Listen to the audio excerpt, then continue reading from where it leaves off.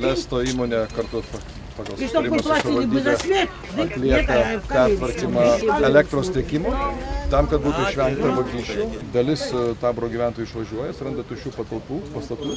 Mes juos norime identifikuoti ir suskaičiuoti ir tokiu būdu, jeigu jie yra nenaudojami, tiesiog juos išrinkti, kad nesikeltų kitos šeimos. Be to, artimiausiu metu bus vykdomas 3 pastatų griovimas, nes yra jau galutiniai teismų sprendimai. Savivaldybė vien tik tai nuo 2005 metų iki dabar yra suteikę apie 30 socialinių būstų tom šeimoms, kurios buvo iškeltos ir nori gyventi kitaip. Be abejo, savivaldybė turi ilgalaikę programą, pagal kurią mes skiriam nemokamą maitinimą visiems vaikams ir taip pat šiandien kalbėjom su bendruomenės atstovais, kad kodėl jie negarantuoja tai, kad vaikai laikytų mokyklas.